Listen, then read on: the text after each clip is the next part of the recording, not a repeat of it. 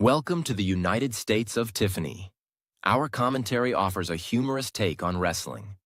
Please note, we're not bullying or attacking the wrestlers. We're engaging with the choreographed sport and its storylines. Our jokes and observations are about the characters and storylines, not the real people behind them. Tourists and citizens alike, welcome.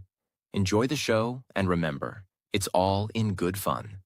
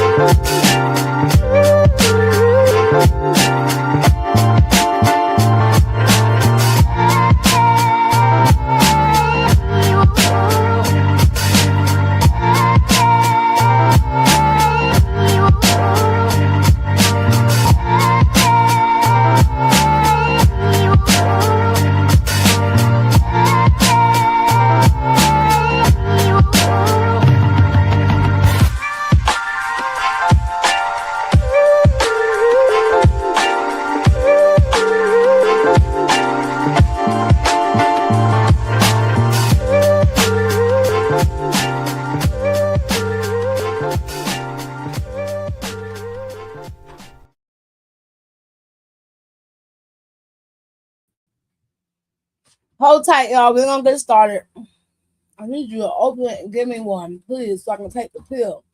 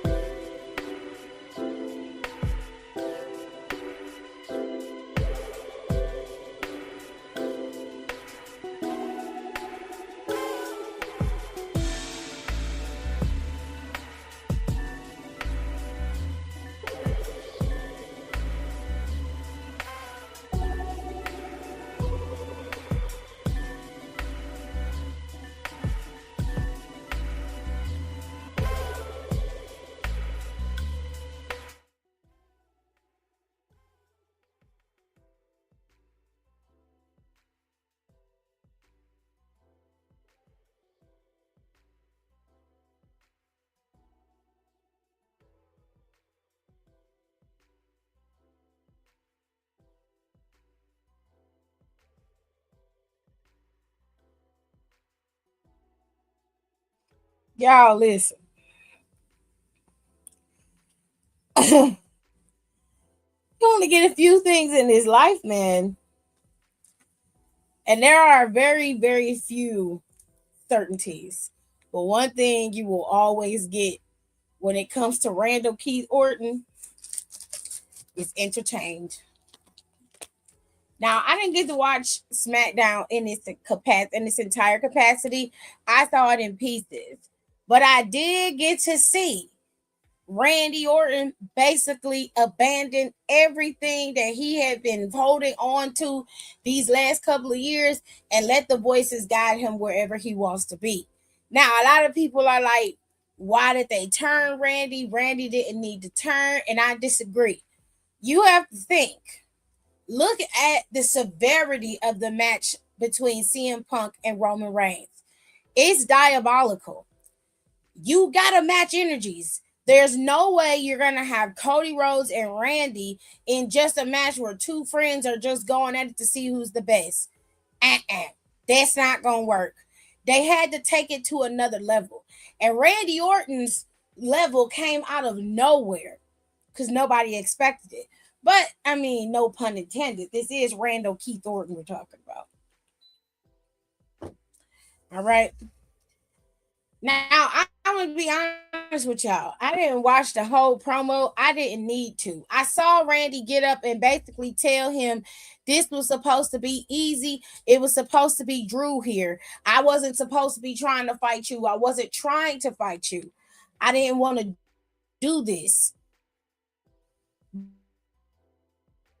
But you don't understand. I need this. I need that title. I need that championship. I need that time. And then Cody's just spewing off his normal shit. And Randy literally slammed that nigga's head on the table, low blowed him, and then commenced an ass whooping on Cody Rhodes that hasn't been seen on him in a very long time. That man beat him up and then pushed Jelly Roll, which Jelly Roll deserved it. Okay, because fuck him. Fuck that bitch. Fuck that bitch. Fuck him. Okay. But anyways, push Jelly Roll. Jelly Roll like, Randy, what's good? Like, what's going on? I'd be like, nigga, you in my business. That's what's going on. You're in my business, and I didn't ask you to get in my business. Mind your business before I beat your ass too. Okay? Get out my business. Randy didn't ask no questions. He didn't do nothing. He pushed him. He said, oh, fuck. And he walked away. Everybody thought it was over. But they left Cody on the damn steel steps. They left him there. And I'm sitting here like, so ain't nobody gonna bring out the medics. Y'all ain't got no ambulance. Y'all ain't got no doctors. All they had was refs and towels. I said, where the fuck was the doctor at? On leave? Like, what was going on, sirs and ma'ams? You know? Child. That man came back in there with another fucking chair, with a chair, and chair shot at that nigga with his head still in the damn steel steps. That shit is brutal. It don't look bad. It just looks so fucking brutal. And you just like, oh my God, that's the first thing that come out your mouth. Nuts. Absolute nuts. I was like, God damn, that was good. That was good. Good job, WWE. Good job. You finally doing some shit right, because we've been on your ass for about a year, and we about to still be on it. Yeah. One thing they did do right as well, they done dropped the motherfucking tickets. Them tickets is down like 75%. So if you want to go to Mania, you can get up in there and get you some good seats for less than what they actually would really be charging, you know? But he propped him up like he was laying in bed. And then the nigga got in the chair, took the chair he beat Cody in the head with, sat his ass in the ring with the belt around his waist, smiling and holding that belt. That man is gone. 09 Orton has returned, and I wouldn't be surprised if Cody get punted next week. Okay? Now look, I told y'all I didn't get to watch Smackdown all the way through. I got to see when Drew McIntyre opened up the show, because I knew he was coming.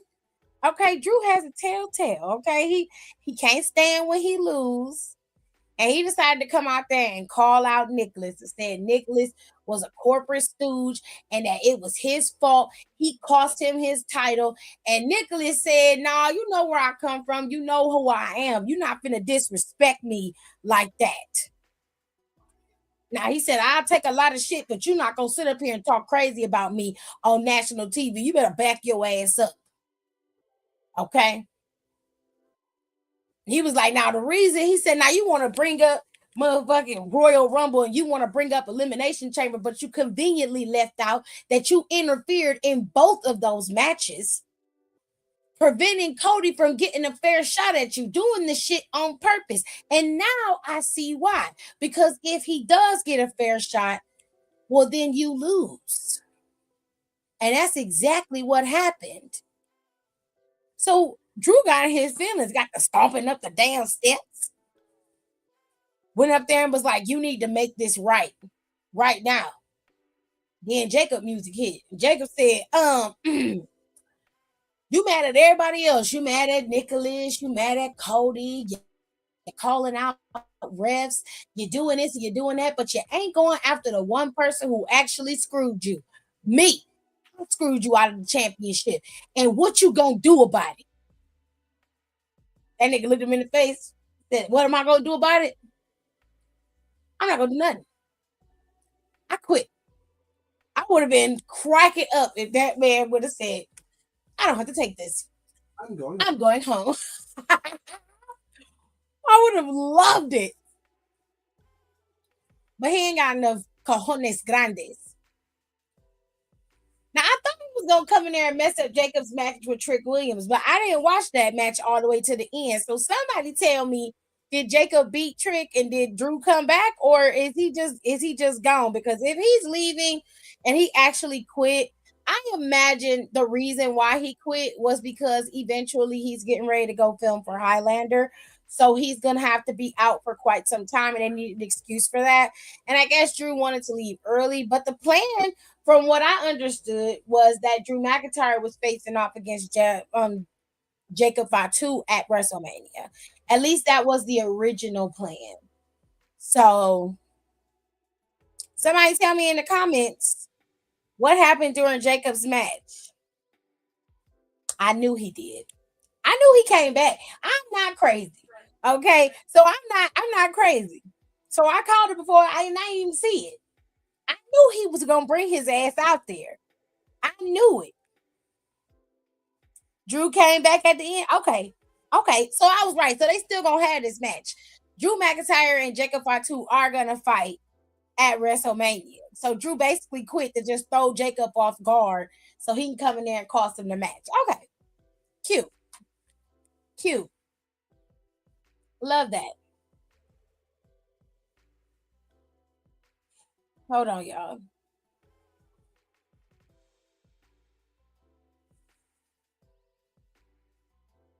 Everybody was like, "Oh my God, what does this mean?" It means he decided to fake quick so Jacob could feel like he ain't had nothing to worry about, so he could be able to attack him from behind. That's what it means. And it means that Jacob, more than likely, Nicholas is gonna make it so Jacob faces off against Drew at WrestleMania. That's what's gonna happen. They have a match next week. That match ain't gonna go off the way it should. I guarantee that. I'm like, the nigga just did this a year or two ago and did. He definitely did. Darn right. Now, what was interesting was the women's tag team match. So they set a match for Lash Legend and Nia Jax to defend their titles against the former tag team champions in Charlexa. Okay, the Queen. So they came out there, they was having a match, and before they had the match, the Bella Twins show up. And I was like, ooh, you're a day late and $1 short. But sure. What do you want? Apparently, they decided to get on the mic and be robotic again and tell everybody they was going to be watching the match very closely because they wanted to see who their opponents were going to be because they got next. Well, that didn't go over too well because during this match, Charlotte and Nia Jax was battling it out. Nia pulls, I'm assuming it was Nikki Bella in front of her. Like Charlotte wasn't gonna kick that hole in her face, and she did exactly what she was supposed to. She kicked that bitch right in her face. I said, "Oh, this is why I fucks with Ashley Flair." Okay, kicked her right in her shit. I'm like, that ain't quit. He just think he's slick, and he do. To be honest, that little promo could have been a tweet. Don, I've been telling you for the last couple of months, the last couple of times that they've come out there, they don't have to do half the shit that they do. But of course, they got to hear the roar of the crowd. They got to hear the pop child. But whatever. She got kicked in her shit. I don't know where her sister Bree was. I didn't see. I all I saw was Charlotte kick that hole in her face. They got in the ring and it looked like Charlotte and Lash and then was about to win. And then I'm assuming that Bree was the one who came in there and started beating up on Nia. And that cost Alexa and Charlotte the match. Somebody correct me in the comments if I'm wrong. Only because I didn't get to see that whole match and I didn't get to see everything. I didn't see which twin got up. Thank you. Like, relax. Like, y'all are, girl. Anyways, so it looked like heading into WrestleMania, it's gonna be a triple threat because Charlotte and Alexa are owed another match against the tag team champs. And okay, so I was right. It was Brie who did it. Okay, cool. They're owed another match that doesn't involve somebody interfering. And while the Bella Twins haven't really earned their match, they just kind of came in and said, we got next. We all know they're going to be added to this match, and this match is going to be a triple threat at Mania. And the Bella Twins are more than likely going to win the titles. At this point, I just don't give a shit. So what happened was Star was about to kick Nia, I think, and Nia moved and she kicked Nikki instead.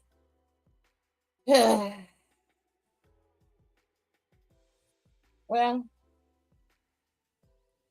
it is what it is, babe.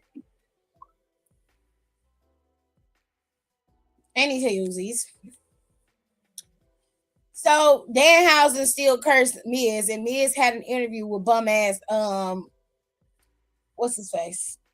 What's his name? Jelly Roll, Big Jelly Back. So I don't know what that was about. I'm gonna be honest with you. I didn't watch it. I saw it on my big screen downstairs, but I didn't see what happened. All I saw was Jelly Roll had laid out Miz, and Kit was out there, and he was able to get out the way before Jelly Roll laid him out. That's all I saw. I don't know what else happened. There was a conversation, I think, between Ilya and Carmelo Hayes, and I missed that too, y'all. I'm so sorry. Today is not a good day for the show. I missed that conversation in its entirety. I'm hoping it leads to a match at WrestleMania between those two because I think that would just be a fire ass match. Then Brie got knocked, and then Brie got up and interfered. Oh, okay, that was the most country biscuit shit I ever witnessed. I was gonna call him Roll Jelly. Hell no. Nah. I don't know what his jelly back ass is doing, but I don't like Jelly Roll. He can eat a dick as far as I'm concerned. He's one of those weirdos, just weird white people, and he refuses to tell everybody he voted for Trump, and you did. Just tell everybody you voted for that man so we can move on. But we already know you did. Miz wanted him to be his tag team partner, and Jelly Roll said, "No, you turn on your folks." And Miz turned that into kind of fat shaming. Okay, he definitely deserved it. Jelly Roll did the Kit Wilson hip roll. Ew. That man should never procreate. You understand? Never. Like, Oh, he has children? I was thinking he believe he does. I ain't gonna be mad at his kids. His kids ain't got nothing to do with that. I slept through Trick and Jacob for a very short time because I did an 8-hour shift and went to the gym. Okay. MFTs and YS6 had another match. Listen. WWE, I understand you guys want to tell a story, but you've got to amplify this feud between these two teams. You're not doing anything different. The Wyatts own a pin over Solo, and they own a win over Solo and Tala. They have beaten them multiple times. We are stuck in this forever ending loop of the MFTs constantly taking this damn lamp from them. And I don't understand. Like, They don't need the lamp to go back after those tag team titles. They want the lamp back because it means something to them. And the MFTs having the lamp doesn't give them any power. It doesn't change anything about them. And I really wish they would utilize the lamp and make it more significant than this. And kind of like how Danhausen is cursing people, that lamp should curse whoever it falls in the wrong hands of. Because having Bray, because you not Bray, but having the lamp with Solo does nothing for him or the MFTs. It just holds something over Howdy and the Wyatt Six's heads. But if you make it so the lamp truly does have some type of power, but the power only works when it wants to or when it does, when it's utilized properly, and because Solo doesn't know how to use it, it's corrupting the entire group. That's how the lamp should work, in my opinion. It shouldn't be this thing that they're getting because the Wyatt Six treasure it so. It needs to have a significance beyond that.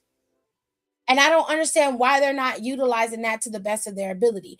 You can make that lamp be very similar to the way the Undertaker made the urn with Paul Bearer and Kane. You remember? And the significance of the urn was just that that's how Paul Bearer used to control the Undertaker. You see what I'm saying? And you can use that with this lamp, but not in this sense. The lamp should flicker when shit is about to go weird. You know what I'm saying? Like the MFTs are in their dugout, they're sitting down, they're talking, and they're holding it. And all of a sudden, they put the lamp down and it starts flickering, and then weird shit start happening. Like JC disappears, Mateo disappears. And they're like, where the fuck is Mateo at? That nigga was just right here. Well, I don't know. Like maybe we all gotta look for it. Let's go look for it. We'll find him. Then they find Mateo strung up, you know what I'm saying, in the back, beat up, and they think it was the YS6, but it ain't the YS6. Okay, the YS6 been gone. They ain't even on TV. You know what I'm saying? So it couldn't have been them. You gotta make it so that the lamp is cursed. The lamp has a supernatural entity attached to it. That's the only way that this shit really is gonna work. Because at this point, you are just fighting over a fucking lamp. And I don't really care about that shit. You know what I'm saying? I know it has significance. And at this point, you just not doing enough to make it worthwhile to watch. That's the problem.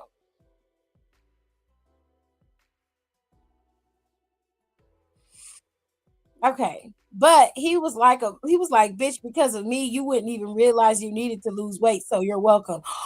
Damn. Oh well, fuck him. He was a fat fuck. That's the truth. So, I'm so sorry. I don't like that man. I don't like him. And I have a good reason. So I don't mean it to be disrespectful to fat people because I'm a fat bitch. But goddamn. He said that moment was his awakening. It was his awakening. And I was like, he ain't lied because those were literally words out your mouth. Well, yeah, it's getting stale. I was watching like Bray would have not been going for this shit. No, he wouldn't. That's what I'm saying. Like if they made that lamp the entity of its own, something you have to service in order to stop it from taking over wherever it is. You get what I mean? Kind of like, okay, so in order for some of y'all who are late coming in to understand, if you've ever watched an anime called JoJo's Bizarre Adventure, the very first season of it has to do with this mask. The mask turns people into vampires. And if you put the mask on, and you drink blood while you have the mask on, you'll become like this ultimate vampire, right? And in doing that, you can turn other people into zombie vampires that will serve you. Okay. This particular mask need blood in order to maintain itself as an entity. You know what I'm saying? You got to give it blood. That's what I mean by it needs to be serviced. Like that is why it's with the Y6, because whatever they do, the lamp itself just provides them with the power or the light that they need because they provide the service. But if you put that lamp in the wrong hands, it no longer is getting service. So it should react the way any other evil entity will react. Attack everything that's around it. You see what I'm saying? To me, That makes more sense rather than you having a match at WrestleMania for the fucking lantern.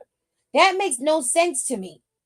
I don't want to see that because we've seen every iteration of the Wyatt Six versus the MFTs, and we don't need to go there again. I'm tired. Find something else to do. Anyways, now I didn't get to see Jay Cargill's promo, but I did see the match with her and Michin, and I will say Michin did pretty damn good. It was just Jay was able to get the drop on her, and she was able to best Michin. So Michin lost to the champ. Okay. But I want to know, what did Jay Cargill say after that? Because I didn't get to hear what she said, and I was cooking. I was in the middle of cooking AJ dinner. I made him some Brussels sprouts, some roasted Brussels sprouts. He had what? Her hair's cute. I kind of like it darker. Yeah, I like that one better. He had roasted Brussels sprouts. He had um some protein rich mac and cheese with whole wheat pasta, which was pretty good, right? You liked it? It was good. And he had some salmon, some pan seared salmon that I made. He was happy. He loves salmon anyway. Remember Alexa Bliss had the doll and someone got hold of it and supernatural things started happening. Yes, I remember it was Shayna Baszler. Shayna took the doll and ripped it up. And then she was crying about it. And that's when Lily was stalking her. Lily also was stalking even Maria at one point. Like, that doll is an entity of its own. That's what I'm saying. The lantern should be an entity, but you got to make it so that it's worthwhile. You got to make it so like Uncle Howdy be talking to the lamp, you know, and the lantern kind of be guiding Uncle Howdy on what he needs to do. You have to do something to make the lamp valuable beyond just Uncle Howdy and the Wyatt Six.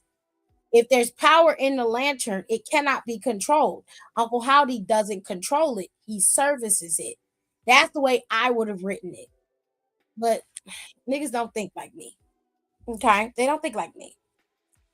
She was basically like she ain't scared and she gonna dog walk Rhea ass. Oh, okay.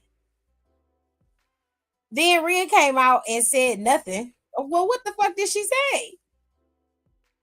I'm rooting for Jay because I'm still mad about Mania last year with Rhea. Let the fuck go.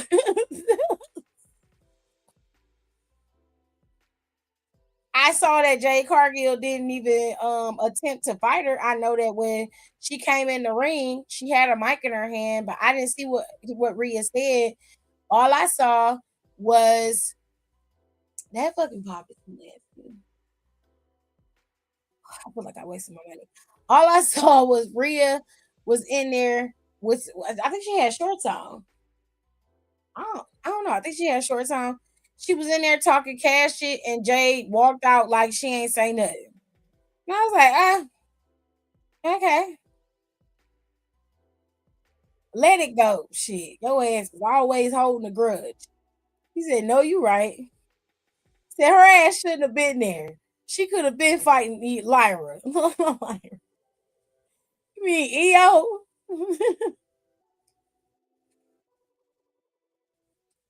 All that hoopla, you still ain't pinned EO. Nope, EO retained the championship. And you know what? She win this title from Jade. Bianca gonna come back, and it's gonna be Rhea and Bianca. Unless they let Jade retain, which might be kind of interesting, and Bianca ends up beating her. That might not be too bad when you think about it. Anywhoosies, what else happened tonight? We had the mid segment. We had Randy Orton decimating niggas. Rhea was basically like, you talking all that shit, let's fight. And Jay said, no, on my time. I miss when niggas used to come out there and cost people matches. She said no. He said no. I meant Lyra because Lyra shouldn't have been going for them tag belts either. Okay, you make a valid point. I see where you come from. I was about to say, what if they curve us and Jay retains? Like I said, I wouldn't mind that. I wouldn't mind it.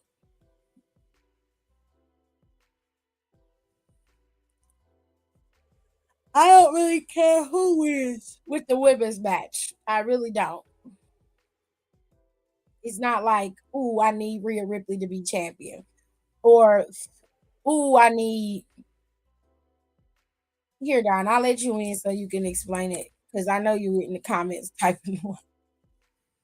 Said, no, I was literally like, I miss when people would get beat up pre-match. No, for real, like, I miss. I got an idea, and I'm gonna run it past y'all because I think I covered everything on SmackDown except for a few things. But I want Liv and Dom to break up the old-fashioned way. Like, since Dom idolizes his uncle Eddie Guerrero, why not break up the way him and China broke up? Eddie Guerrero cheated on China every chance he got and was gaslighting the fuck out of her every single time. So why not give Liv a taste of her own medicine? You get them how you lose them. You just gotta find somebody that you could take her. Now, I'm petty. I will pick a bad bitch to do it. Okay? And right now, the baddest Latino in all of the locker rooms is Lola Vice. And if I'm gonna be a petty bitch, I'm pulling Lola up so she can wreak havoc. I want her to go in there and just tear some shit up. I need it. You understand what I'm saying? Like, oh my God, today. That would just be tea. Hey, you know, I was just click clacking away. Thought you was clicking. Yeah, I was I'm like, on you that know, top boy in the now. comments typing a lot. Besides B. Jeffers and Kayla. I was like, you can come in and talk about it because I didn't watch everything in its entirety. I only got to see clips. Yeah, so Jay beat up me. She beat her up. Mia was holding her own at the beginning of the match. She was. I saw that. And then she was done. She's basically like Rhea came out here talking about she's like, I don't understand all this hype y'all got around this woman. Like y'all always talking about she on top. I don't care about none of that shit. I don't give a fuck about the bitch. She don't scare me. I'm not worried about her. So when it comes time to be at Mania, I'm a dog walk her ass. And that's gonna be it. Well, I I'm don't have coming nothing out else to there say too. about You it. talking about dog walking me? The fuck? And Rhea came out there, she said, you want to fight? Let's fight. Come on, let's fight. And Jay said, on my time, girl. I wouldn't have asked about no When fight. I I say would have so. just stopped doing your shit. Child, if Rhea would have fought, her coochie, her titties would have been out. She had on the tube top of the mini skirt with some boots on.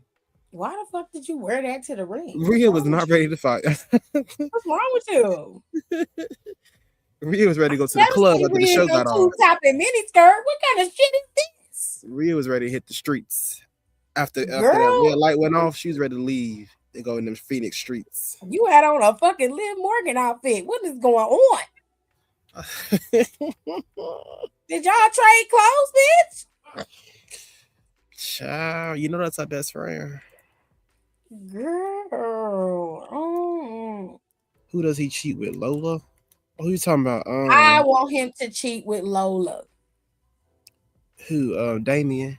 No. Oh. Dom. Oh, cheat with ooh, that's spicy. But you know he gonna have to make it to he gonna have to go to SmackDown then. No, I don't look. You can make Lola a free agent. She don't have to stay on SmackDown or Raw. She can float until they decide to place her.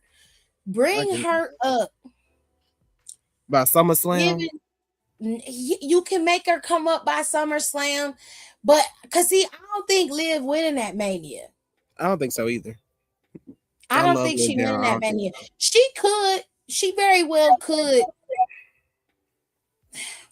But to me, Both of them need to retain. Yeah.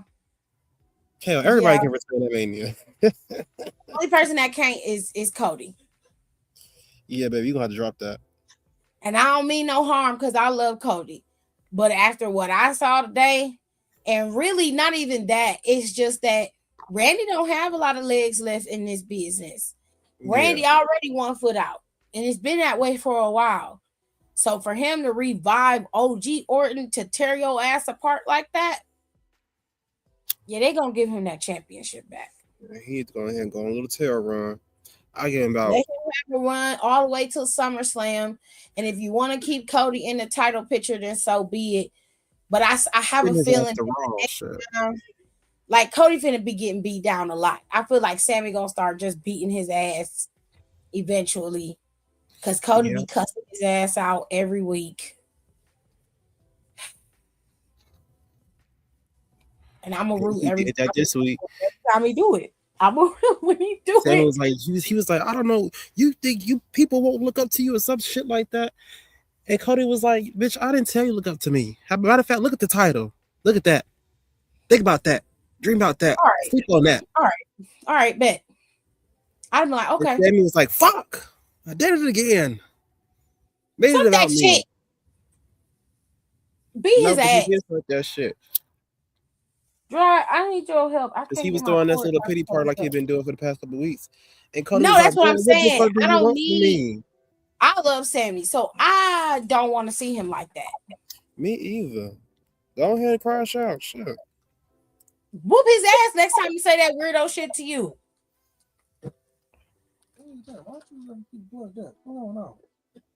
Because it was strong all across the board. As your friend, as your co-worker, as your cohort, as your peer. You better back your ass up off of me. It might be inside. It's a little bit too close. The chair. Or look in there first. Inside the bag. Cody and Punk need to drop. Go ahead. B. Jeffers, let's dissect that. Why would Punk need to drop to Roman and Roman has been champ for 2020 to 2024? I don't think CM Punk need to drop to Roman. CM Punk ain't dropping to Roman. He more than likely gonna hold on to that title until either Seth is cleared or Braun Breaker come back. When Breaker come back, he gonna get that championship. I'd rather go back to Seth. I'm being honest with you. That's the T. And Brown can take it off Seth. Ugh. I have it in here. It just don't make no sense for Punk to lose and Roman to win. Roman was the fact that he was champion for 4 years. The nigga was just champion. It could be 3 more years on top of this, and I'm gonna still say he was just champion. Yeah. 1,000 something days. I see what you mean. I just like a little chaos. I mean, that's not gonna cause chaos. That's gonna cause the WrestleMania tickets is already down 75%. And if you make Roman a champion, these next few pay-per-views ain't gonna be selling. It's not on the side of his bed at all. I haven't gone anywhere. Like, that's not chaos. That's gonna make everybody check out for real.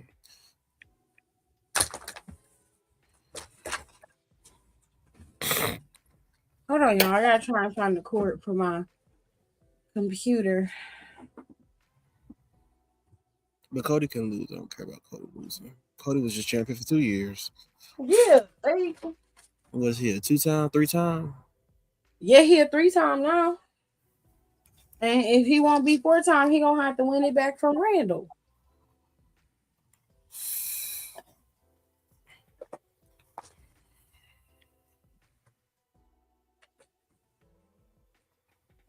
He going to Backlashes in your hometown? Where is that? Because I don't be listening. Backlashes in his hometown. It's in Florida. Oh, okay. Period.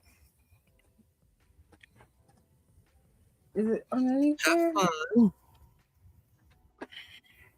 I thought about going to an Impact event, but then I was like, no.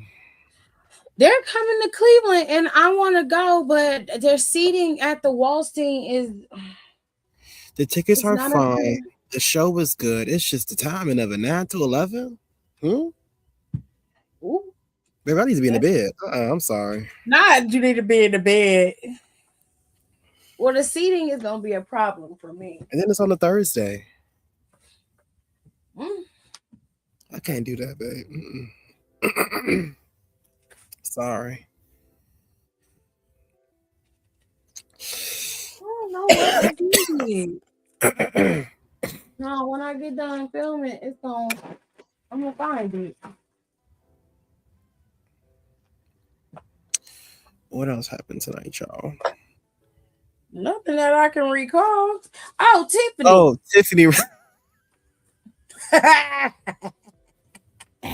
That shit took me out. Tiffany rolled up. She said, and you think that she pushed her ass out the way? Sit down. That's the best thing you done did it for your career. It looked like Tiffany facing off against Julia at Mania. She probably gonna take that championship from her. Ew. Unfortunately, so you go the It's world. it's not Julia's fault. It's in there. It's not. They actually try with Julia. It's just that Kiana and Julia just don't really make sense, and y'all trying to make it make sense, and it just don't. We're not catching the vibe, Dookie. Not crazy. She's not even like pretending like she translated what she's saying. Julia say something, and they come like, "Yeah, we ain't scared of you." Most importantly, I'm not scared. I told you it was in there. Put it in there no more.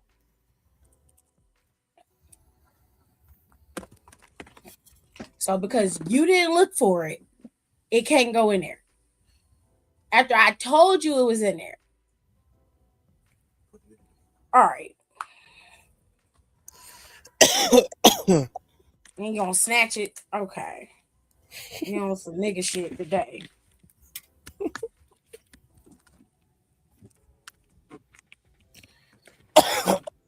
Jesus. Yeah, it's in Tampa, Florida. Backlash. I hate Backlash because they always make them rerun some of these matches back for Mania, and I don't be wanting to see that. You didn't already spent the whole year building it. No, like, why you gonna give me another month of it? and Just I don't close like this the shit fact that up. they don't let Mania end feuds anymore. Yeah, I feel don't like it like should that. end or start new ones. Yeah, but not continue a Shouldn't feud. continue nothing.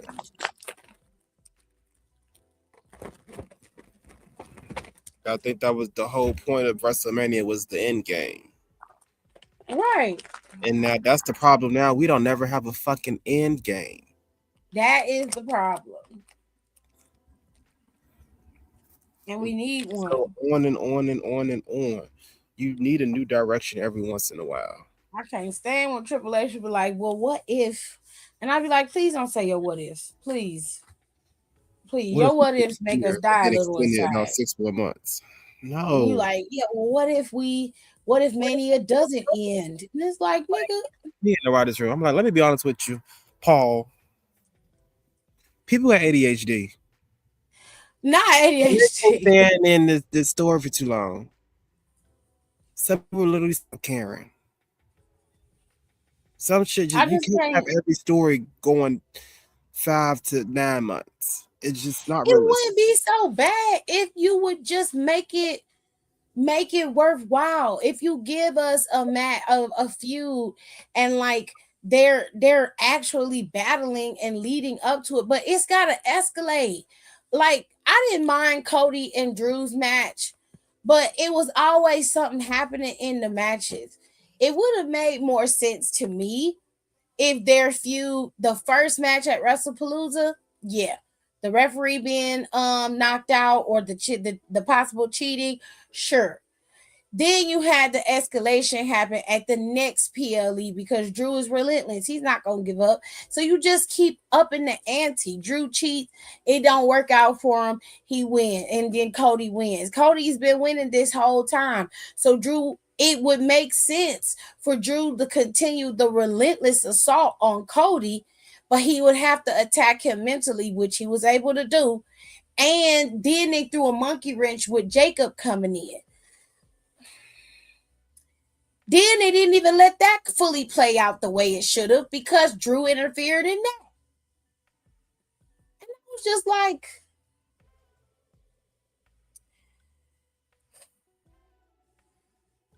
I just wanted the feud to be worthwhile. You can make it so that Drew is constantly interfering. Like, I didn't mind the interference at Elimination Chamber. Didn't mind the interference at Royal Rumble. That makes sense. You know, because Drew don't want to fight him. So, of course. I'll say the mess we had last year was phenomenal. Like, Damian and Drew was fighting backstage. Yeah. Braun Strowman and Bronson Reed was fighting everywhere, knocking shit over. Yeah. And then it's like we get to this year, and it's like, you pushed me. You cut in front of me in line. You cheating off my homework. I need a little bit more drama. That's all I'm saying. I just need more drama. That's why I need Dom to really cheat on Liv Morgan. That sounds so bad. I wouldn't be mad. Did y'all see Candice Michelle is signed to TNA now? Child. They signing all the OGs now, child. But was she even there to begin with? She wasn't there. She was in WWE. Right. And then she got injured and she stopped. And now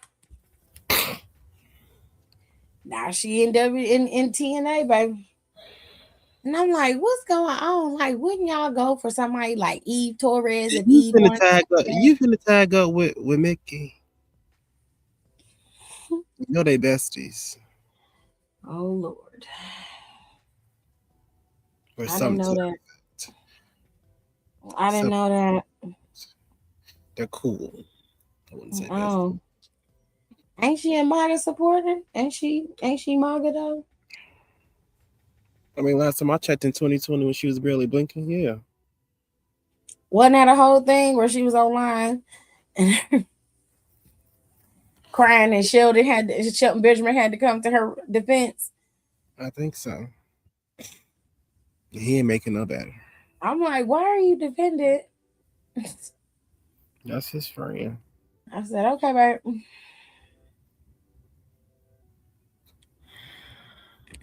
I said, okay, babe.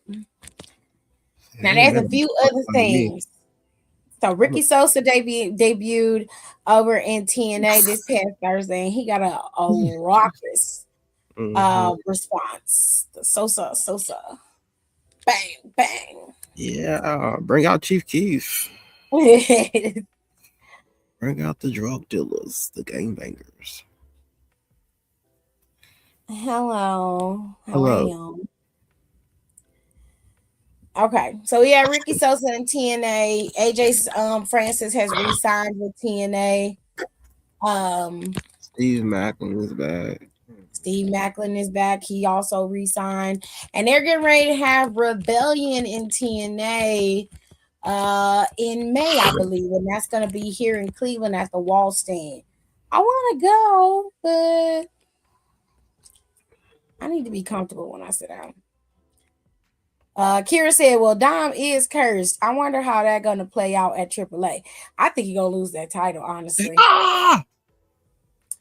I think he's going to lose that title at AAA. I really do. I think Vikingo is going to be champ. They're going to let him run as a heel champ in AAA. Yep. It might be Penta versus Dom versus Finn at Mania. And honestly, I wouldn't be mad at it. You know what? I'm not mad at that either. That has I think they should. I think they should do Dom versus being at Mania. And with Bailey versus AJ be happening at Mania? No, baby, it's next week. Oh, okay. Hmm. You know, motherfucking Becky is just waiting. Yeah, that's probably gonna turn into a triple threat too because Bailey gonna be like, bitch, I actually owe you a receipt. Hmm. I actually owe your ass an ass whipping, and I ain't She really touched definitely you do because she ain't gave her the way one. I should have. I ain't even looked your direction because I've been trying to be a good person. I've been trying to be nice. But bitch, you interrupted my shit. I was this close. Only thing stopping me from fucking you up right now is my self-control. I feel like Lyra gonna turn on her. That could work too.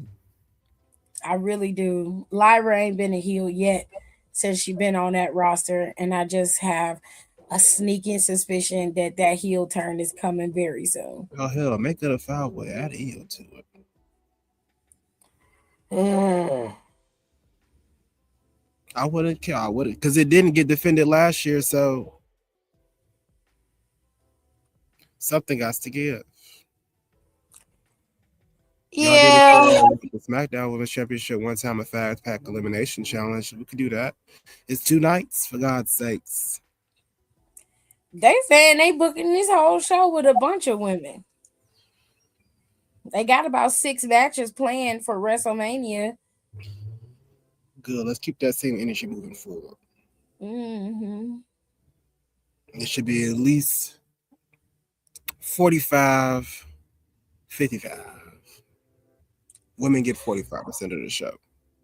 Honestly, you just need to have the championships for the men on the show because there ain't really no other feuds. And Alistair keep trying to mess. That's it. Alistair was messing with Sammy. Yeah, I'm like, y'all trying to rerun this story back. Didn't we already do this?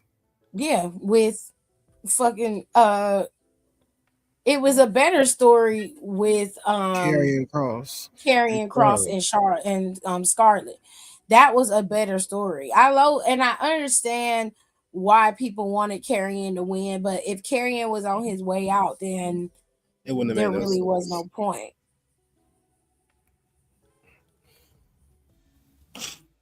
He was already Now, checked up by then. giving Black this same moniker and having him go after Sammy, in my opinion, is it necessarily bad? No. No. But it's very, very repetitive. And I feel like Alistair and Selena can do better than that. They got Selena acting like, if you look at it the way I'm looking at it, she is the snake that enticed you to bite the apple, if that makes sense. Yes, I was just thinking in my mind. Mm-hmm. That's what she's supposed to be depicted as. She I is just, what they call it, trollop. a trollop is crazy. I just don't like the way that they're Tart. going about it. Yes. A harlot. A harlot is crazy. That is crazy. A harlot. Thank you, Kayla. I don't know. I'm just not. I feel like Alistair got to go back to his NXT roots. And so does Zelina. And I need Zelina to go back to being the heel that she was. Cause she got a mouth on her. And I feel like they're not utilizing that right. I need her to have, she needs an enforcer so that when she gets to be champ, she kind of moved the way Chelsea does, but without the comedy bits. Like Zelina can be really nasty, but you got to give her an enforcer so it works. Who made that beat? Callie. Okay. Give her Callie Armstrong from NXT and Evolve. That's a good mentorship. And let her be her enforcer. She's gonna be like that big girl Loca from That's So Raven. You got an appointment? Nah, She bitch. already kind of got the look of an enforcer with the glasses and the gloves. Let Callie run with her for a while as an enforcer, or if you're gonna have Kiana be at the top of the mountain, give Callie to Kiana, because what that'll do is Kiana can win easily on her own. We all know she has a talent to do that. But she's gonna be a heel. So if you're gonna have her as a heel, she already running with this executive angle. She's gonna need an enforcer She once she should have an assistant. she needs it. But Mm. have somebody like Kelly be her bodyguard, or because nobody in NXT right now is big enough to do it besides Zarya, and I don't want Zarya pulled up yet. And I don't want her with another person. I want Zarya on her own, dominating on her own. She could use Jordan. But Jordan just got injured though. Yeah, and Jordan ain't. I mean, I want somebody. That could It's work. not that Jordan can't do it, but I want somebody who's got the hype to be imposing enough, so they don't. And Jordan would be cool. Jordan would be cool for somebody like Kit Wilson. That'd be cute. No, hear me out. Because, see, I'm ignorant, right? After Carmelo Hayes dropped the U.S. title, whenever they have him drop it, I would give it to Kit. I would give it to Kit. Kit would close the open challenges, and I would have Jordan as his bodyguard, because he don't want to be touched by any of the toxic masculinity. His bit needs to be in the same skill as Ivory when she was doing when they were doing that censor shit, right to censor. Yeah. He needs to be doing the lines along with that. In order to cross this line, you have to show some sense of sensibility, some feminine energy. Everything about you is toxic. A female bodyguard for the flamboyant man. I'm telling you. It works. I thought about it 6 times. And you can, and he already is very much a feminist. He's already said that. So you have Jordan be his bodyguard, and you put him in as champion. Make him champion, and he'll run through everybody. You kind of give it. I don't want it to be like Jamie Noble and Nadia was, but I want it to have a similar aesthetic. He hides behind Jordan. He's constantly using Jordan as a diversion.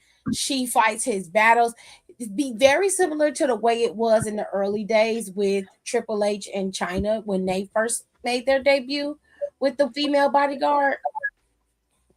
But you just gotta make it so while Kid's champion, he's like, I need a bodyguard. And Jordan, you understand feminism, you know what it is, and I need someone like you. You're strong, you're a woman, and I want you on my side. Jordan agrees. She ain't got nothing else to do. So Kid's champ, Jordan's protecting him. He got contenders. He's not gonna have nobody massive going after him. Like right now, the best thing to do, in my opinion, is to keep the mid card interesting. So I would put Trick in the mid card. I would pull Carmelo Hayes up to circle around that title, the main title, very soon. He has to get into it with Trick. Yeah. I hate that we're not touching this subject. Like they don't see each other. They haven't seen each other since they did that. What was that? That triple threat match for the Elimination Chamber. That was the last time they was like head to head across from each other. And he gave him his nod off. I need to get into it.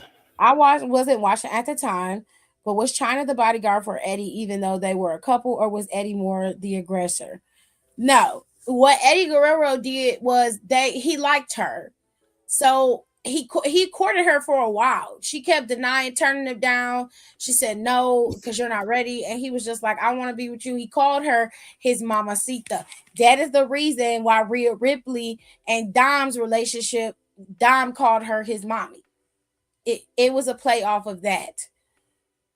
They had shirts and everything, baby. Oh, it was merch, honey. Shit was selling.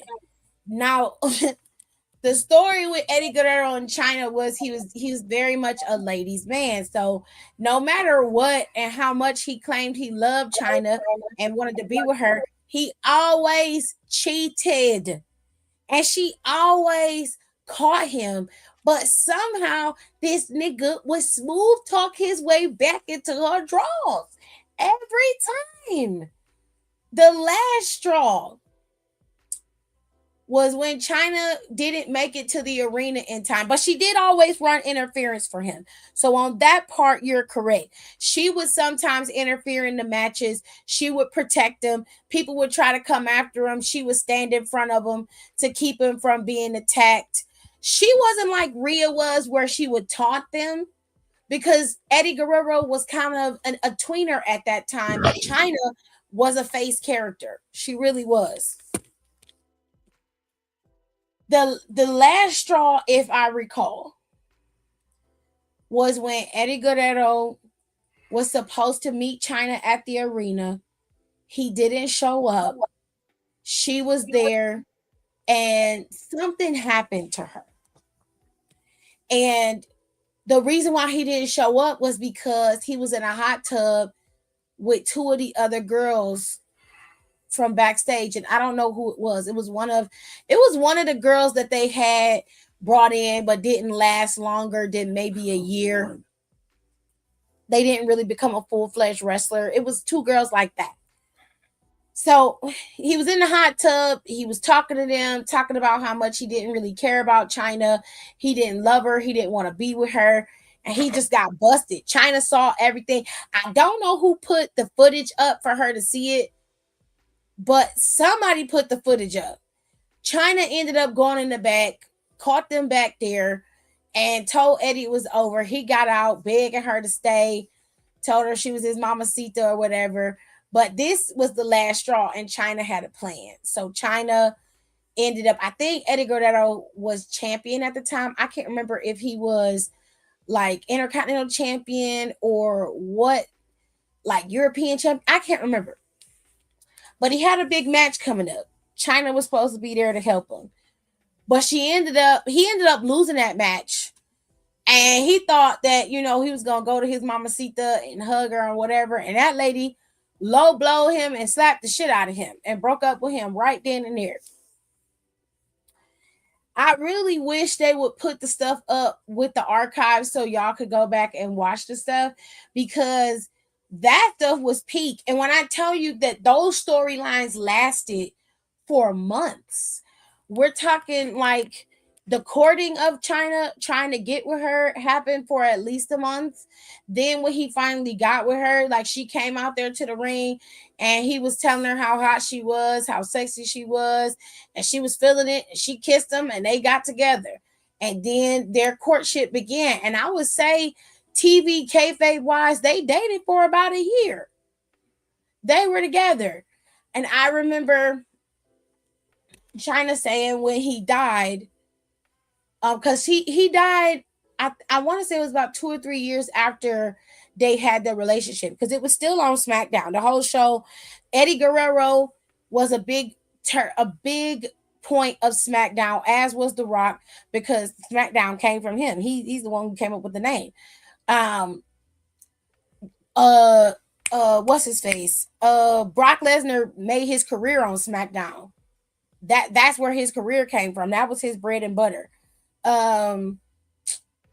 JBL, major component on SmackDown. John Cena's career was built on SmackDown. Kurt Angle's career, found second legs over on SmackDown. But that last few legs before, Benoit was a big proponent too before we knew what we knew, but whatever. But Eddie Guerrero, yeah, he was the guy, because right before I mean, he had the storyline with Dom and Rey Mysterio. That was a big ass story on SmackDown. Then after he died, the reins got kind of passed over to Edge, and Edge took over on SmackDown. And for a long time, Edge was the guy. For a long time, we talking years. Literally. The storyline with Edge, Vicky, the Edge heads, everybody he blew through on that roster, Edge was the guy for years on SmackDown. And they made sure to keep Edge and John Cena separate. So while Edge ran SmackDown, John Cena ran Raw. And they ran it consecutively. Both of them had great moments, but I will tell you this. SmackDown always had the better stories. They always had the better show, and they always had the better matches because of the way it was built. I don't know what it was, but I mean, like Raw was on USA Network, so you would expect it to have a little bit more grit to it, but it didn't. It was like It was just like and like sugarcoated shit. yeah, when you go to SmackDown, I mean, You got Kelly that fit in the world championship with Edge. when Like, I what?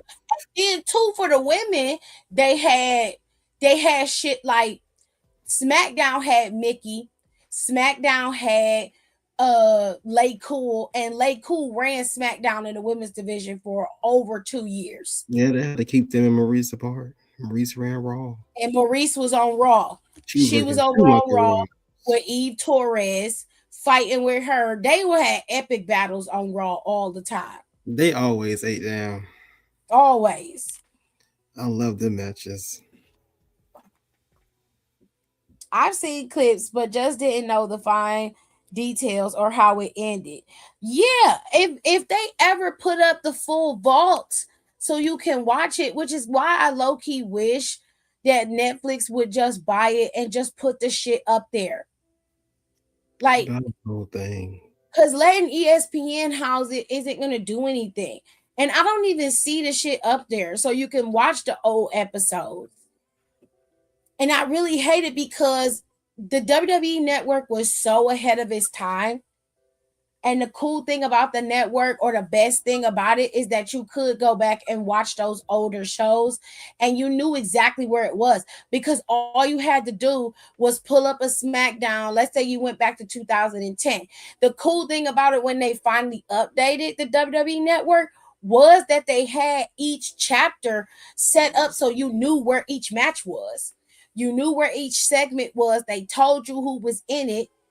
Like, you didn't have to sit and watch the whole show. If you just wanted to go back and watch the parts with China and Eddie Guerrero, you could do that because they had it marked. All you had to do was search up their name and they pull up every single match they ever had. Yep. If you went into the search engine and looked up Eddie Guerrero, it would pull everything on the damn website. Everything on that app that had to do with Eddie Guerrero. Everybody that was relevant was on there. Yep. Yeah, I came in the year Melina got transferred to Raw and took the title from Jillian. Literally first match I watched. Damn. I know you were gagged. That 5-minute reign. Melina was a bitch. Like, okay, there was a storyline with Melina, and she was already on Raw because her and Eminem was still there at the time before they got moved to SmackDown. Yeah. What happened was, if I recall, Johnny Nitro was getting ready to go after Batista for the title, if I recall. And Melina, he sent Melina. Melina was like, let me go see if I can kind of, warm him up. She went in his room. Listen to what I'm saying she did. Because it's on camera. This is what pissed me off the most about the story. It was on camera and we all saw the shit. Okay? The bitch went in his room, was gassing him up, rubbing on him and shit, flipping her hair, did a full split on this man's lap, and then he kicked everybody out. Kicked the camera crew out, kicked everybody out. They low-key started making out, everybody gone. 2 fucking weeks later, she come out there in a business suit, titties covered up, got it slightly buttoned open at the top. Skirt barely covering her ass, y'all. That was all her skirts. Nigga, Skirts come and out there dresses. fake crying with the podium in front of her talking about Batista assaulted me. He took advantage of me. I just went in there to talk to him. I didn't know he was going to use his big, strong muscles to take me over like that. I remember sitting there like, I know you fucking lying. And I'm only laughing because that's not what happened. I said, what? She's a liar. Batista came out there and laughed in her face and told her he can't help it if she was a slut and she got rejected, because he said he didn't sleep with her. Because I remember they played it back and he was like, this is what happened. They put the clip up and he pushed her off and told her, I know what you're trying to do and it's not going to work. That's why she accused him of assault. Horrible. Baby, I said your coochie was that funky and dry that you got rejected and you got mad and said the man was assaulting you. John Nitro is standing there screaming, you assaulted her, you apologized to her, you're gonna pay for this. And he was like, I didn't touch that hoe. Straight up. When I tell y'all WWE used to do some shit, Egregious shit. Oh, there was no fucking limit to how nuts they actually were. Kane and kidnapped about 4 bitches. Oh. And see, this is where, like, nowadays, this shit would be pulled off the TV. 1000%. Kane literally sexually assaulted Lita. That was sexual assault. This is no lie. The man became obsessed with the girl and was stalking her. The first time he stalked her, and you know what? Trish was healed at this time, and she used to say and do the most egregious shit to Lita because of Kane. Because once Edge, I don't even remember if Edge lost her. I think that match was between him and Matt at that time. I can't fucking remember. But I remember that Kane won the right to marry Lita. Because he stalked her, kidnapped her, and then she realized she was pregnant. Jesus Christ. This is a real storyline that they went with. He was stalking her, got her pregnant, and I'm like, this is sexual assault. I was a teenager when it happened. So I'm looking at it, and I'm like, damn, they just let niggas kidnap you, and then she got pregnant? Ain't nobody called the police. Like, oh, it was a good reason why I wasn't watching this stuff. As an adult, it's assault. That is sexual assault at its finest. Okay. He kidnapped that Kelly man got that lady pregnant, and he wanted to marry her. She was a abused wife, was with that man. Eventually, when they got to the wedding, Trish did something nasty. She gave her a gift, and Kane was trying to protect her because she was pregnant. And Trish maced him or something. And it ended up where Lita ended up getting hurt. She got hit in the stomach and she lost the baby. So not only did she have to deal with the trauma of being sexually assaulted by this big, sweaty beast, this big, sweaty, one-eyed man with no hair. Clayface. She also had to suffer the trauma of losing this ugly ass man's baby. Now, Lita was a fucking zombie that whole time after she lost that baby. She would not speak. She had like dark circles under her eyes. She looked terrible. She looked terrible. Kane was trying to protect her, and at that time he had really, really felt bad. And it started to shift. His behavior wasn't as aggressive as it usually was, so she didn't fear him as much. But he okay. In his delusional mind, he loved her, and that's how he showed his love. But he was very protective of her. Trish used to torment that lady. When I say that lady was a bitch, she used to torment the fuck out of Lita. Torment that lady to death. She told her she was getting ready to give birth to a fucking monster. And she was like, it fits you because you're a slut and he's a monster. And now you can have a nice little slut monster baby. And I was like, beat her ass. And she would just stand there and just take that shit. And right after she had lost the baby, Trish Stratus was standing in there talking shit. And Lita lost it. She got in that locker room and beat the brakes off of that bitch. And I was like, thank God. God damn. She been talking shit about you for months. Oh, Trish was nasty. She was so nasty. But I think with Trish Stratus, my favorite storyline was her and Jeff Hardy because they had kept dancing around the fact that they liked each other and they would flirt with each other all the time. And Jeff would always come in there and save her every time she would get attacked by somebody. And you know, Jeff was fine back in the day. Okay, Jeff was real fine. All right. And they be out there, he holding her face, they get real close. I'm like, oh shit. You felt the chemistry. They had something going on. I know they had. I know she got some at some point.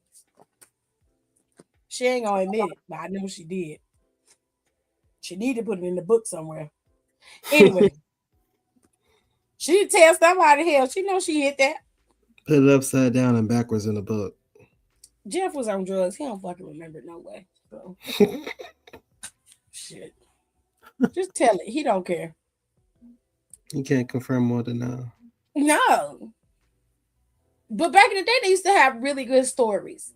I won't say Lita and Kane's storyline was good because then she turned that on, man. She kicked him in the balls. She did turn on him after she was a Christian. He said, what a loser. So you're not Canadian. Ashley was so tea. Honestly, she's one of the people I compare her to when creating a female heel. When she slapped the shit out of Maria. Maria used to get her ass whooped a lot. Okay. But she was dumb as hell. Her character was completely ditzy. I feel so bad for that lady. But she played the hell out that dumb character. She did that. I'll give her that.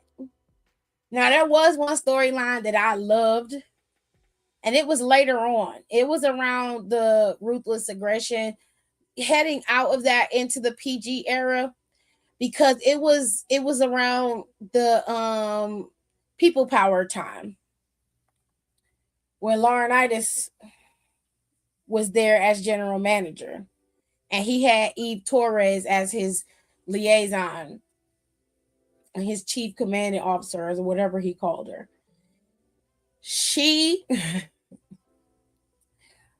Zack Ryder really liked her. Okay. And Zack knew she was out of his league. So he asked John for help on he really liked John. John really liked him. They was cool. And so the storyline developed where Zack Ryder clearly had a crush on Eve Torres. He was trying to hit her up. And it wasn't going the way he wanted, Eve Torres saw the writing on the wall with the people power shit. And so she decided to align herself with John Cena. She ended up being accosted by some people who got tired of her lording her power over them. And John came to her rescue. And she took it as he wanted to kiss her and wanted to be with her. So she kissed him. He pushed her off and said, whoa. Zack Ryder didn't like that shit because Zack had got beat up. If I recall, it was around the time. I could be mixing them up, but I believe it was around the time where Zack Ryder Was that the time that he won the Intercontinental Championship and then lost it that night on Monday Night Raw to Miz? I don't think so. That was separate. Yeah, because by then Eve was already gone. She was gone by then. Mm-hmm. He had got hurt real bad. Zack Ryder had got hurt. It was some type of ladder match that he was in. He ended up getting really hurt, or at least that was the story. And he was in a wheelchair for a while. John knew that Eve was on some bullshit, but at that time, Zach didn't see none of that. All he saw was John Cena had kissed Eve Torres in the ring, and it pissed him off. He had flowers and everything. He had already asked Eve out. Eve had basically accepted, but she never intended to go out with him. And what ended up happening was John Cena kind of pulled Zack Ryder and was like, look, I would never do anything to hurt you. You're my friend. I swear I didn't kiss that lady. She kissed me. I'm not trying to get with her like that. Zack Ryder didn't want to hear that shit. So John Cena's in the back walking, and he hears Eve Torres talking about how she attached herself to John Cena on purpose. She really didn't want him, but she's going to use him to have a free ticket to WrestleMania, and he's just going to be her meal ticket. That's what she was saying. So John was like, oh, okay. She got wind. He got out. He got put in the wheelchair by Kane. That is what happened. I forgot all about that. He went out to the ring. John Cena goes out to the ring. And he cuts a promo about how Zack Ryder's his friend. He loves him or whatever. And how Eve Torres is a snake. She come out there crying. Zack Ryder's already out there. She come out there crying in his face like, I will never do that or whatever. He did something to prove it. And she's crying and shit. Somehow she falls. Back. It was very dramatic on her part. She falls in the ring holding on to John Cena like, you got to let me explain. Like, I do like you. It's not that. And like very desperate, please hold me, please kiss me type energy. Zack Ryder just looking in complete disgust. You don't understand. And then everybody was calling her a hosky. Everybody was calling her a hosky. Because John Cena said it's broskies before hoskies. That's what he said. Hosky. And that's what they was chatting. That's how that ended. And then it was in the backstage calling her a hosky. I don't know. Somebody called her a hosky back there. Somebody that was weird. I think it was like Hornswoggle or somebody, some shit like that. Could have been. But I can't remember. But the best stories were like the stories that had some real nuance to it. You know, like he's running Raw. Oh my god. And Michael Cole was in his box. Nigga. Michael Cole was answering the damn GM, the anonymous GM shit. But Michael, this was before that or after that, because Michael was a heel commentator. He was a piece of shit, and he didn't like sitting next to fucking Jerry the King Lawler. So this nigga had a clear box built to encase himself in to do commentary with, because he didn't want to be next to Jerry the King Lawler. He said he was a sweaty mess, and he don't want to be next to him. I did not disagree. Michael Cole was. It was some shit he was saying that was kind of wild, but I was like, well, I do agree with you not wanting to sit next to Jerry. He creeped me out too. And I do like the Miz, so and I think that was like right after he beat him at that. Wasn't it a Mania he beat him at, or a Monday Night Raw? It was a Mania, right? He beat him, and he held that shit over Jerry the King Lawler's head so long. Jerry kept attacking him. That's what it was. He kept attacking him, so they put him in that glass. They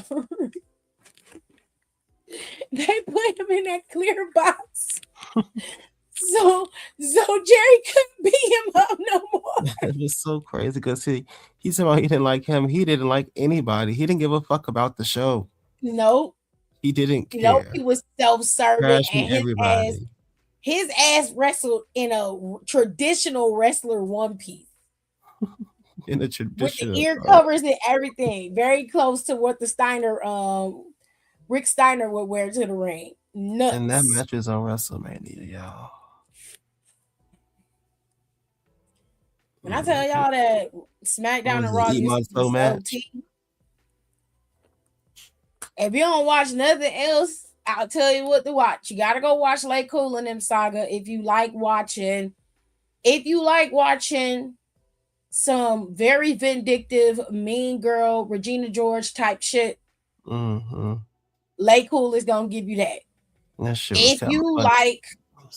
If you like a mean girl that's nasty and can wrestle really well, then you need to follow Trish Stratus's heel run, because the shit she did to Christy Hemme, some of the most hilarious shit. Then that bitch won for her cover for Playboy. At that time, they was running the Diva Search. Diva Search winners got the Playboy cover. Mm-hmm. Christy Hemme won, and fucking Trish Stratus wasn't having it. One of her most iconic scenes is when they have her debut her cover, and Trish comes out there and starts spray painting the fuck out of it. She said, "Clearly, you're no champion, sweetie." And it was the honey and the sweeties for me, because that was not a term of endearment. It was straight shade. Your head so hard you broke my shoe, girl. And she did break her shoe. She broke she spray the bottom slut on the back of her back of her shoe, and then spray painted slut on the back of the girl's clothes. Oh, now, if I recall, that led to a Mania match. Yes. Christy got trained by somebody. Lita. She got trained by Lita. I think that's after the fact that Trish is being such a horrible friend to her. Yeah. Yeah, it was. And so she was she like, said you know she what? had a I'll surprise train for you. her. And then after that, Christy left. Christy left and went to TNA and became a wrestler in TNA for a while, and then she went to doing backstage correspondence for TNA. And, given recent guesses, hints, assumptions, we can kind of guess why. Not to kick me out. Oh, bitch. They said you're spilling too much tea. Right? Rude. Like, those are the two arcs. If you like your villains to be a little bit more AJ versus Caitlyn. That was some evil shit. Yeah, AJ Lee wasn't a mean girl. She was just a bitch. And like, cause she did some diabolical shit. AJ Lee, each opponent she had, she would find a way to systemically take them out. Yes. That is one of the reasons why a lot of people liked her, because she came off unassuming, but she was diabolical. She was worse than CM Punk was, because AJ Lee didn't have a problem with going there. She didn't have a problem with talking about your dead grandma, and your grandma had just died yesterday. She didn't give a fuck about that. Are you still grieving your for grandma your dead mama? because you're a terrible wrestler and a horrible human being. She'll say shit like that in the ring. You just got wind your grandma died on the phone. AJ Lee like, oh, your grandma dead? I'm saying that shit in the promo when I come out there. She's saying it. She's like, it's not my fault your grandma died to get away from you, bitch. That's the kind of shit she was saying. See your obvious daddy issues. Ugh. Honey, if I knew your business, I'd air that shit out. Now, she had a couple. It was a couple iterations of AJ Lee and her being a dominant heel. Within her title reign, she had Big E as her enforcer. She had Dolph Ziggler as her man. Mm-hmm. If I recall, at one point, she was Daniel Bryan's man too. I mean, woman too. She was Kane's for a couple of weeks. She was John Cena's was tried to be. What she did was she's very manipulative. She was very manipulative. I told you that little skipping shit that's supposed to make her look unassuming, but that bitch dangerous. Yeah, that she was pissing up. I said, how y'all letting her beat you? The last person she tried to manipulate was CM Punk, and that nigga straight up told her, "It's all right. You ain't gotta do all that. I like crazy bitches." Straight up. She was like, "I just wanted to thank you," because she like jumped on them. They were in the ring. Something happened, and he came out there to save her, and she got saved, and she jumped on him and like kissed him. And that was a thing that she would do. She did it to John Cena. She had I think she did it to Big Show at one point. I don't know how she jumped on that big ass man, but she jumped up there. Everybody. She had some hops. And then when CM Punk was a face at the time, she jumped on Punk and kissed him. And they was in the back, and she was like, "Punk, I just wanted to tell you, I just really appreciated it. I was excited, and I was just happy you came out there, and I really like you." And he was just like, "You ain't, no, you ain't got to do all that." He was like, "I could look in your eyes and tell you are a crazy bitch." And she was just like, "What?" And he was like, "No, don't worry about it, because I like crazy bitches." And I was like, "Oh, okay." Literally, they had a couple more interactions after that. That was it. I knew then. I'm like, oh, y'all fucking. Okay. I'm like, cool. Live your best life. Do you, babes? Because they gave AJ Lee the job of being general manager. She got to be GM of Raw. And I don't know who was GM of SmackDown when she was GM of Raw. But just lo and behold, she was wreaking havoc then. But she was shitty. She was so shitty. The shit she did to Caitlyn was diabolical. Making first of all, you acting like you her friend. Yeah, and this is the thing. And then you making anonymous love letters. Yeah, it's the big thing during that time. Catfishing for the internet had just started. Because if I recall, around that time, that documentary Catfish was out with Neve, and that's when like AJ Lee kind of used that, and she catfished the fuck out of Caitlyn. Had gaslit Caitlyn, manipulated her into cutting off all her friends, because Natalya and Eve Torres and all of them was trying to tell her, "Hey, I don't think that motherfucker real." And she was like, "You just don't understand him." She was like, "Every time you ask to meet, he always finds some kind of way to weasel out of it. Why can't he meet you? Why can't he talk to you? Like, what's going on? Like, use your head. Think about shit." Like, Natalya really was nice to her. Really was trying to tell her. Caitlyn cut her head off. Was clearly being like a true bitch towards her. Just nasty. Then they had a match. And Caitlyn won the match against her and Natalya. And Natalya was like, "I ain't fucking with you no more." All of the locker room stopped talking to her. And all she had was the boyfriend. And this whole time, AJ Lee, when I tell you that hoe was literally skipping around, laughing, and having the bestest time. And you really didn't know it was her because she never gave you an inkling that she was fucking around with that girl like that. She says, "Not even Big E. It's me." And she was like, she went and she exposed the girl in the ring. And Caitlyn went to fucking pieces. That shit was crazy. She said, "You're I was like, why? You just doing all this because you desperate. You need friends." I said, "Bitch, you made her cut all her friends part. This the cold part. Caitlyn still lost the fucking match for the belt. They did not give her the title after that. I said, wait a fucking minute. Now you don't put that girl. It wasn't even in the plans. You don't put that girl through hell. And then you still let her get beat.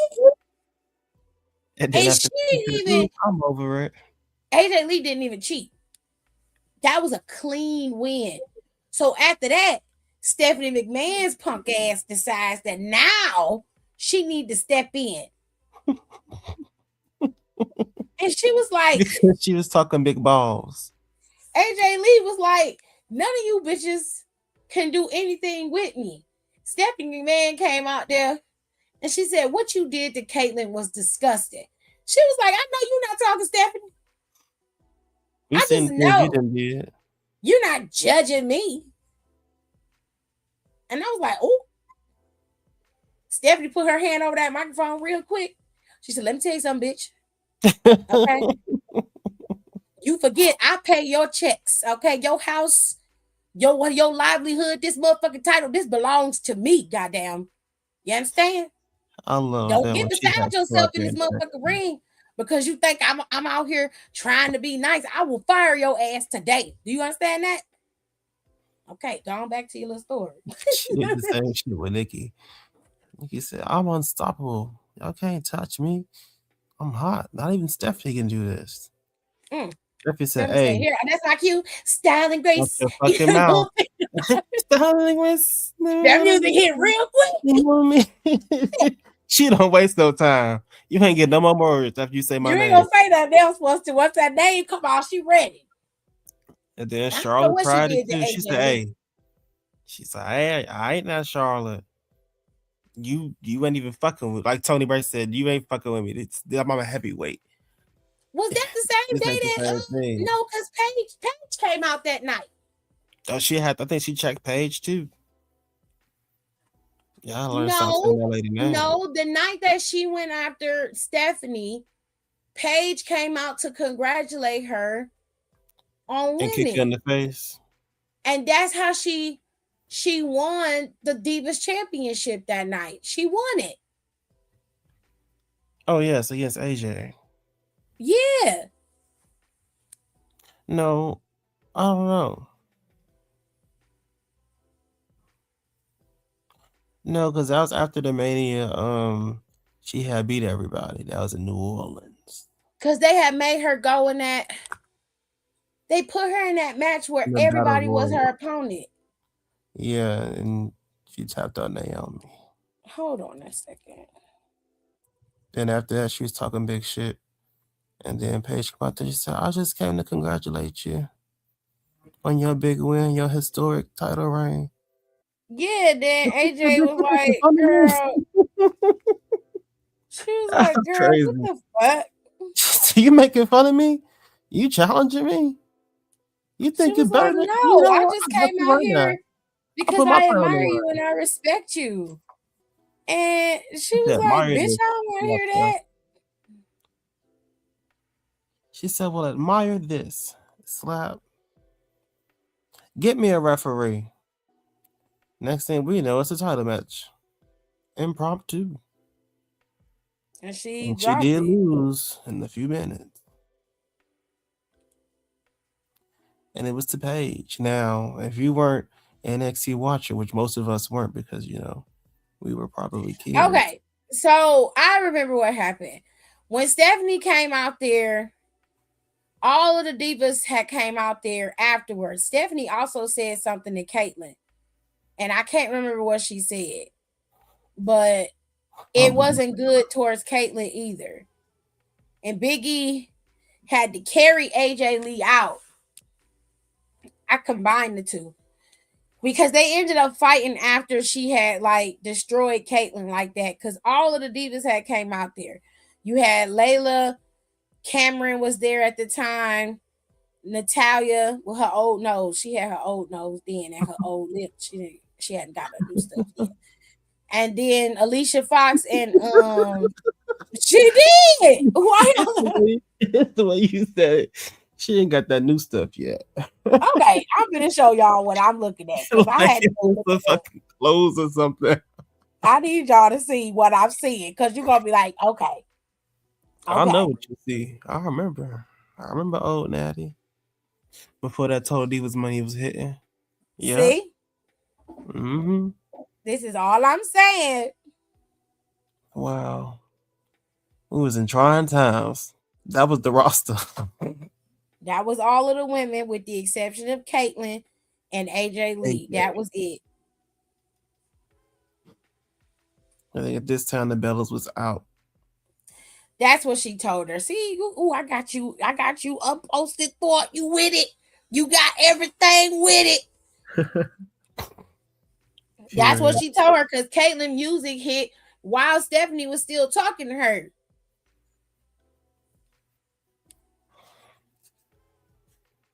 And I remember because Caitlyn came out there with all of the girls behind her because none of them hoes was fucking with her at that time. I'm telling you. She cut them all off. Everybody was trying to tell her. Layla was trying to tell her, like, hey, you know, I think something is off. She's like, you're just mad because you don't have a man that likes you like he likes me. And then it was crazy because after that, they had ran it back again, and Layla was helping AJ. And it didn't go nowhere. No, because Caitlyn left after that. I said, y'all can leave somebody else. Caitlyn cried. I don't know, something about watching that lady cry when she found out that everything that AJ Lee had did, that broke my heart. She was snotting shit. It was like she wore that non-waterproof mascara, so it was just mascara and tears coming down. She eventually messed Caitlyn up and took her title. Poor child. She fucked Caitlyn up. He said that's Caitlyn how they become best friends. That's what I'm saying. If you diabolical and you like that kind of shit, Don like that kind of shit, so he'll watch it. That was an evil time. That was crazy work. What else was happening? I think the worst thing that I've seen Late Cool do was the piggy segment with Nikki James. I ain't never forgive them bitches for that. And they do that cake on her. They claimed they ain't want to do it. Nikki said, "You know what? Let's do it." They said no. She said no. Let's fucking do it. Throw the cake on me now. Better yet, smash it in my face. Beth, get behind me. Hold me down. Child. Like this. Or when they dressed up like her. When they dressed up like when they had Layla dress up like Mickey James. That was crazy. With the fat suit and the pig nose. Yes. I was talking about, oh. They had that whole table of food out there. That shit was horrible. Then they had the pig, the farm shit. I've never seen something so egregious in my life. That was crazy. I wanted to kill them. Not them. even fat. And I think the other one that they did was Beth friends with a man. Oh yeah. I didn't like Maurice, but Maurice wasn't that bad. Maurice used to make me laugh because her thing was she felt like she was hotter than everybody on the roster. and she would be so what made Maurice so diabolical was that she would say all the trashiest shit to people in French. She would be like, you look trashy, you look like a slut. And then she would be smiling very sweetly while she says it. And they'd be like, well, what did you say? Oh, I just said I love your outfit. No, Maurice was so soft. No, Maria was so soft that she told her, she said it in French. She said, English. She said, baby, watch where you're going. And while we at it, everything you got on looks cheap. Basically, you look ghetto. Oh my God. She said, what you think you wearing? She said, baby, you might as well say it's designer. Fuck you mean? I said, and I used to get on Maurice's ass every time because I'm like, why do you only put the tracks in the bottom of your hair? Why do you do that? And only curl. And it was so blatant. I'm like, at least Mickey's shit was blended. Michelle McCool's was blended. Sometimes. Most of the time, Michelle's was blended. I give Michelle that. She Her would have got shit the was market when that always, money started hitting. it was blended. You couldn't tell. Layla's was done well. Eve Torres's tracks was done right, but shit, Alicia Fox. Next subject. And I know, like, she felt like there wasn't like nobody back there to do her hair properly, but You could have found somebody, girl. I would have got my cousins or somebody to come do my hair every week. There's no fucking way. And I'm like, man, Naomi hair was laid every time. Okay. If you couldn't find a way to do it, then do it yourself. Cause I know during that time, I could lay a whole quick weave myself. I figured that shit out.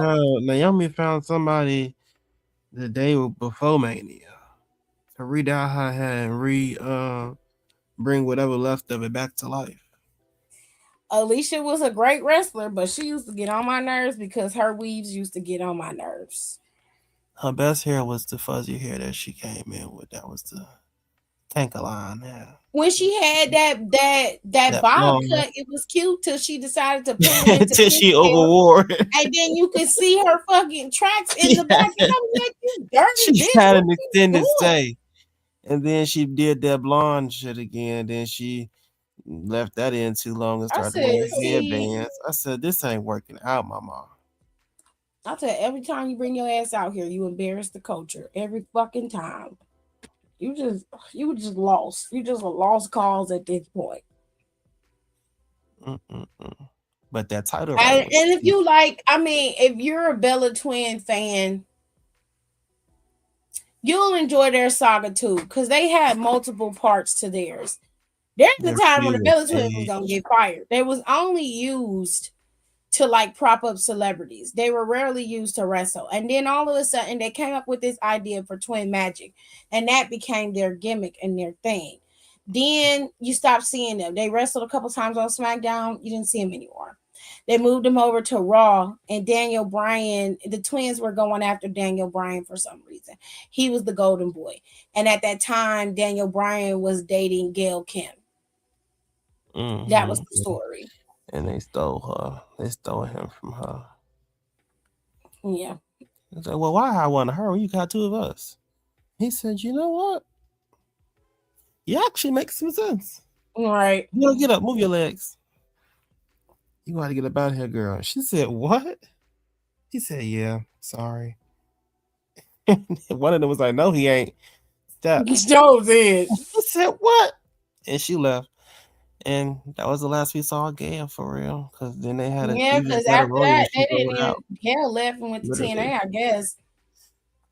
And then literally rode up the ring. they started using the Bellas. Because I'm assuming during that time, Nikki started dating John Cena. Yeah. That was after her Dolph Ziggler era. And then she started dating John. Yeah. And then all of a sudden, they started using them. Like, and it became like regular wrestlers, and I was just like, what the fuck is this? And I'm like, all right. Then Brie got the damn championship, and I was like, this, that was crazy. And then Kelly beat her. Somewhere down, I think Nikki ended up beating Beth. Had beat Kelly, and then Nikki beat Beth, and Nikki was champion for like a week, and then Layla came back, and Layla was champion. That was quite something. Yes. And then later on down the line, Nikki got the title. And that was around the time that Awesome Kong has showed up. This is when Freddie Prinze Jr. was writing for WWE. And Awesome Kong was the #1 contender for the title. He was doing some good shit because that Late Cool breakup was amazing. Yeah, it was. But for whatever reason, I believe they had the title split at the time, if I recall. The women had the Divas title and the Women's Championship, if I remember. It was just a Divas title. It was just a Divas title? Yeah. Because the Women's Championship had stopped. You remember after Late Cool had broke it. Yeah, because they had the title separated. It was like Yeah, practice two piece and of they it. had to go against I think Beth and Beth. No, not wasn't Beth. It was maybe Melina. Probably Melina. And so I think a unification came out with the Divas title. Yeah, I remember that. Because Or then some Melina type of got table injured. match. It was some shit. Melina got injured. Let's go. Fox got the title. And when And popped Melina up on came Raw. back, I was so mad. took that title right from her. I thought I was I was like, dying. we was having the time of our lives. No. She was a bomb ass black champion. Ugh, I hated her so She's much. like, nobody on this roster is better than me. Nobody can outthink me, And outmove that was when me. she had called all of the girls out there. She literally was like, everybody come out, please. Places. It's like America's Next Top Model. She was like, I beat you. I beat you. I beat you. I'm like, oh, bitch. I said, y'all Somebody just tell stand there me. and take that. And then Melina came out there and All the did unification her little happened after thing. Melina got injured. Mm. That's what it is. I mean, Yeah, that when shit. I saw Melina come out there, I was like, oh, okay. I used to love Melina's finisher, though. That was one thing I did love. The split. I was like, yeah. Mm-hmm. But I hope it's up on ESPN and y'all can go back and watch it. But there was good times when I tell you the messages. It was messy. Okay. Oh, since I have you here, I'm like, y'all already got Liv and Dom over there on Smackdown. Y'all where'd you might as think well use about it. I'm Javon telling you. getting with the New Day? What? You didn't see Kofi talking to him? I don't want Javon Evans to join New Day. I do. I don't. It'd be good. Let it What is that gonna reside. do for Javon Evans? Hopefully, he can bring it out the mud. Ugh. The rut that we stuck in. What rut? You talking about for New Day? Yeah, because when they walked up on him, he said, "Hey, I was hoping to see you." And Grayson was like, "Yeah, we need to talk about that shit. That loss, we got a loss for you." He said, get up out of here. Let me holler at him for a second.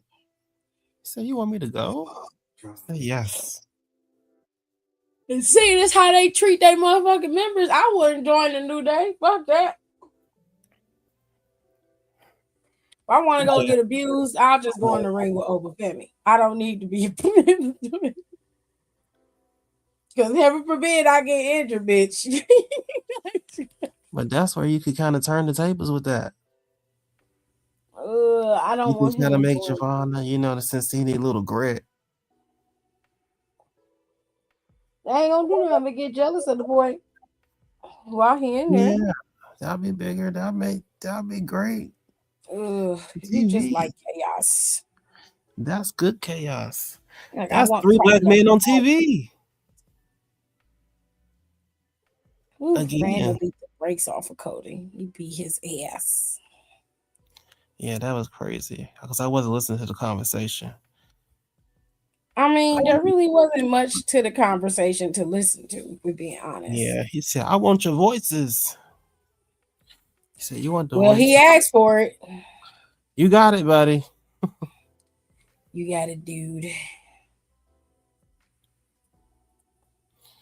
Lovely night. Lovely night. I didn't even Nikki Cross to wrestle. I'm tired of her hanging around Uncle Howdy and them and not getting no licks in. Y'all let that bitch do something. Shit. Okay. And on that note, I'm finna go lay down. I gotta get up tomorrow. I got a fried chicken and my friend coming over.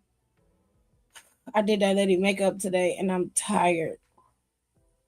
How was it? It was alright. She don't really wear a lot of makeup, so she was looking at her face and she was just like, And I'm like, girl. Do you like it or no? She said it was cute. I thought I gave her a nice lip before, but she wanted a red lip, and I was just like, Mm. you gotta. I'm like, at some point, you gotta get away from the red. You know, red lipstick don't. It's not that it wasn't flattering. It's a flattering color she picked, but it was just I had her with a really cute pinky nude brown lip situation with a gloss on top, and that shit ate. Mm-hmm. And I was like, oh, I did such a good job. she was, Yes, Mama, you're ready. and she was like, Mm. You got red lipstick? I'm not really feeling the pink. And I was like, oh, really? Okay. Well, what were you thinking? I'm like, this is why I don't want to be a makeup artist. I told my mom this is the exact reason why I don't want to do it. And she was like, why? You're really good at it. You really did make her face look really pretty. Her base was bomb. I did her base damn near perfect. But she is not an eyeshadow girly, and she was just not feeling it. She was like, my eyebrows are like really dark. I used the dark brown pencil because her eyebrows are dark brown. So I was like, well, I can use a lighter pencil and like, but her eyebrows also were not shaped. So there was a lot to fill in, if that makes sense. So I had to do a lot of work to make it work. And she was like, I'm just looking at my eyebrows because it's like really dry. I'm like, well, they're not done. So it's a lot to work with, you know? Mm-mm. But I understand. And she was like, okay. I told her, let me know what she wanted to do. And then I would tell her my rate. And then I'm like, I'm going to have to find some freelance artists that'll do the other girls' makeup because I'm not going to be able to do 5 brides. She got to my house at like 7. It wasn't 6:30, it was 7. It didn't take me that long to do her makeup. It took me about an hour, maybe hour 15 to do it. She was like, so it takes about an hour, maybe hour 30 max. I'm like, hour 30 is max. I take longer on my own makeup. She didn't really want shit. So it didn't take me that long to do her makeup. And she had the right foundation, thank God. I didn't have to pick anything. So if she tell me she want me to do it on her wonderful day, I will go and do it. She said another lady was trying to charge her $450. I was like, oh. My daddy was like, you gotta charge her $500 if you're gonna be doing people's makeup. I said, Daddy, Yeah, because 5 people. if I do all 5, I'm definitely charging more than 500 because that's 5 people. And that's a lot of labor. My back was killing me after I did her makeup. If she charged you $450 for 5 people, that's actually quite generous. Do you know how much makeup artists actually charge? Like their makeup artists charge $1,500 for just the bride. She must not know. And that's for all day bridal touch ups and everything. And I asked her, I said, well, are you gonna need me for the whole day, or you just need me for the ceremony? She was like, I'm thinking just the ceremony. But my daughter and my sister are like, well, you're gonna need to have a touch up, after the ceremony, before you do the first dance, you're gonna need to touch up and stuff. You're gonna need to have somebody there to pat you down, maybe blot. I'm like, this is true, but I'm not gonna be working for free and I'm hungry and I can't eat because you can't afford to pay for me to have a plate. I'm gonna be mad. Child. Get somebody else to do it. Just not get somebody else to do it. All right, y'all. I'm gonna get out of here. I'll probably be back tomorrow to do reading and chill because I don't think I'm gonna if unless I do the video tonight and get it posted. I'll probably come back tomorrow. We'll do reading and chill. Unless you missed the last episode, then you missed the last chapter. So go catch up. Because we got a lot to do. We got a couple chapters to read. We're going to finish our Black as Fuck history. And then next week, we're going to start on our book for Women's History Month. And we'll just read them simultaneously. Whatever I post, I'll post videos if I've read some more. And I'll post the videos up for y'all to listen to it. And I'll just add it to the Reading and Chill playlist. So make sure y'all look out for that. And the new videos will be added. Okay? So don't forget to rate, comment, and subscribe. And I'll see y'all next time. Bye-bye. Bye. Thanks for tuning in. Don't forget to rate, comment, and subscribe for more wrestling content. Check out our merch and consider becoming a member for exclusive perks, special emojis, and members-only content.